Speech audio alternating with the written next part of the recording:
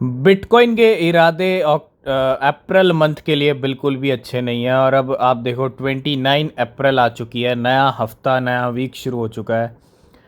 और नए वीक की स्टार्टिंग भी बिटकॉइन ने क्या कर दिया, डंप से कर दिया। 62,300 तक के लेवल आ चुके हैं। नई वीकली कैंडल भी आप देखेंगे तो रेड से शुरू हो रही है। पहली इससे पहले की जो वीक की कैंडल थी वो ग्रीन से शुरू हो रही थी, ये रेड से हो रही है। अगर रेड से शुरू हो रही है तो ये ग्रीन में क्लोजिंग दे सकती है, ठीक है। और अगर ये भी अगर हमको रेड पे क्लोज होती हुई दिख गई या 61-60 हज़ार पे क्लोजिंग मिल गई तो कोई प्रॉब्लम वाली बात नहीं है, ठीक है। ये कहीं ना कहीं आखिरी वीक हो सकता है। इसके बाद हम वापस से 67 या 70 तक भी जा सकते हैं, ठीक है। मे बी सेकेंड वीक, और पॉसिबिलिटीज़ ये भी हैं कि फर्स्ट वीक में भी हो सकता है, ठीक है।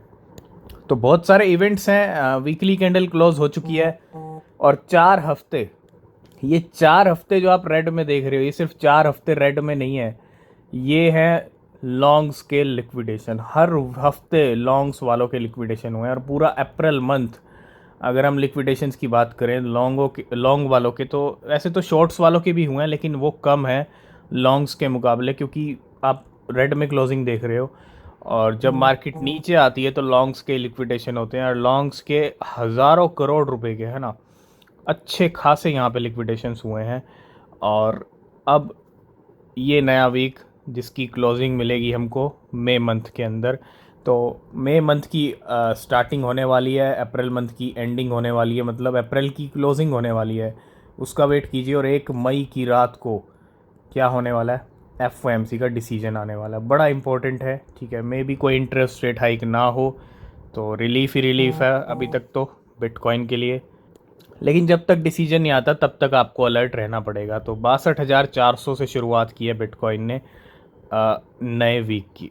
मार्केट की शुरुआत नए वीक की रेड से हुई है और पूरा अप्रैल मंथ ही रेड में गया। अच्छी खासी मंथली कैंडल 72,000 से 62 पे आ चुकी है। तो 10 से 12-13 हज़ार डॉलर के डंप देखे हमने इस महीने। लेकिन नया वीक शुरू हो चुका है और इस नए वीक के साथ साथ आज बहुत सारे कॉइन्स आ रहे हैं, मतलब 3 कॉइन्स आ रहे हैं बाय बिट के ऊपर। और इनमें इनमें से आपने गमी का नाम सुना होगा, कल भी हमने बात की थी, वेल्स ने बहुत अच्छे प्रॉफिट बुक किए हैं, ये भी लिस्ट हो रहा है आज बाय बिट के ऊपर। उसके बाद एस है, और स्पॉट लिस्टिंग के लिए डॉज विफ हैट भी आ रहा है, जी हाँ, 29 अप्रैल। तो विफ आ रहा है, एस आ रहा है और गमी आ रहा है, 3 कॉइन्स आ रहे हैं आज बाय बिट के ऊपर। सबसे पहले बात करेंगे बाइनेंस पे नए कॉइन्स आ रहे हैं। लॉन्च पुल से अगला कॉइन रेंजो प्रोटोकॉल आ रहा है, एक बीबी आ रहा है, एक रेंजो आ रहा है। तो रेंजो का काउंटडाउन शुरू हो चुका है। और सिर्फ बाइनेंस ही नहीं, बहुत सारे एक्सचेंजेस पे हमको देखने को मिलेगा REZ। तो कहाँ अपॉर्चुनिटी मिलती है इस कॉइन में, वेट कीजिएगा ट्रेडिंग शुरू होने के कुछ घंटे बाद, ठीक है। नेक्स्ट अपडेट है MNT को लेके। 8 users lock 1 million plus MNT, जिसको आप मेंटल बोल सकते हो। और 8 यूज़र्स ने क्या किया, लॉक कर दिए हैं 10 lakh MNT reward station to earn Ethena shorts. और they receive a total of 1.42 million Ethena, 1.1 million dollar के in reward with an average APY of 48%।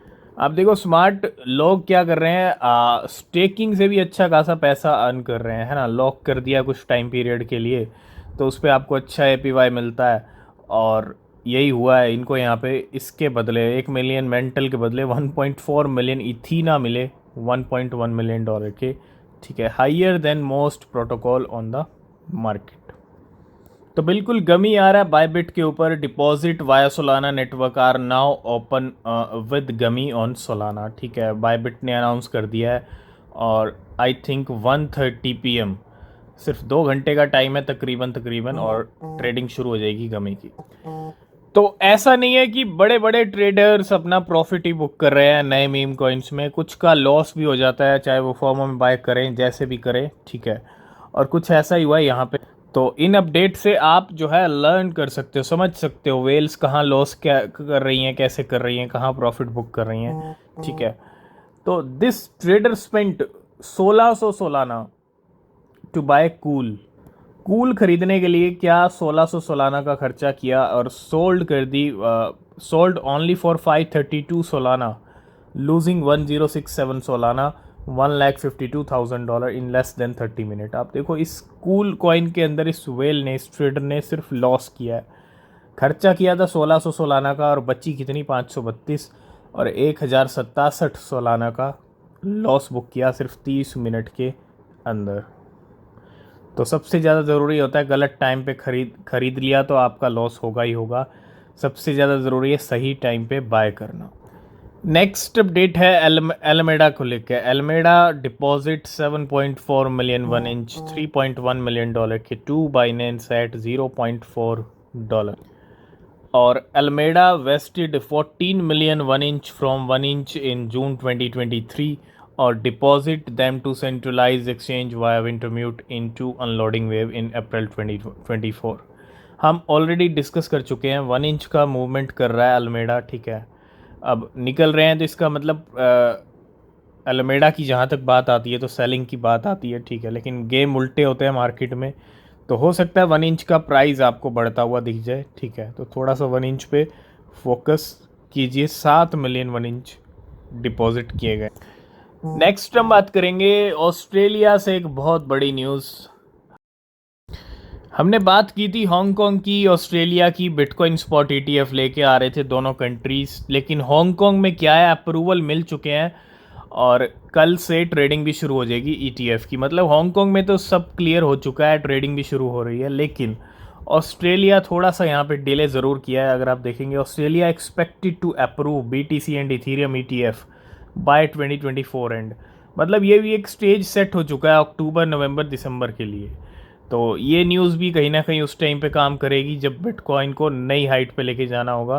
तो डेफिनेटली हर न्यूज़ कहीं ना कहीं एक फ़िक्स टाइम पे आती है जब मार्केट को चाहे पंप करना है, बैड न्यूज़ होगी तो डंप के टाइम पे आएगी, मतलब डंप करना होगा तो बैड न्यूज़ उस टाइम पे आएगी। तो ठीक है, इस साल के एंड तक ऑस्ट्रेलिया में भी बिटकॉइन और इथीरियम के ETF अप्रूव हो जाएंगे। तो बिल्कुल अभी एक ट्रेडर ने कूल के अंदर लॉस किया 1070 सोलाना अपनी जो है गंवाई हैं, लेकिन दूसरी तरफ sniper insider has made more than 11,800 Solana $1.6 million in just 1 hour.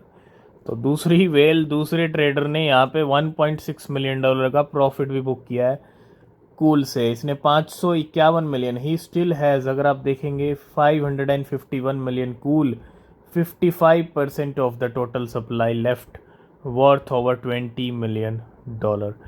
तो अच्छा खासा प्रॉफिट भी बुक किया गया है कूल के अंदर इस ट्रेड। नेक्स्ट अपडेट है दुबई के अगले इवेंट को लेके। Top Web3, top crypto, top NFT conference in Dubai 2024। तो क्रिप्टो को लेके, NFT को लेके, Web3 को लेके मतलब एक और इवेंट होने वाला है और ये कॉन्फ्रेंस है दुबई के अंदर और ये कल से शुरू हो रही है, ठीक है। 30 अप्रैल से 1 मई को चलेगी और continue back to back events हो रहे हैं बहुत सारी कंट्रीज। नेक्स्ट अपडेट है कावा को लेके। कावा का अभी एक अपग्रेड हुआ था। अटेंशन कावा chain users, all BEP3 asset will be migrated to Binance Smart Chain around April 30 to streamline asset transfers, improve security and pave the way for more efficient financial operations. तो BEP transition from BEP3 to Binance Smart Chain। Next update है dusk को लेके। Dusk के भी अच्छे movement दिखे हैं हमको टाइम के ऊपर और Dusk is an L1 layer 1 with the key 3 key pillar of privacy, compliance and RWA, real world assets.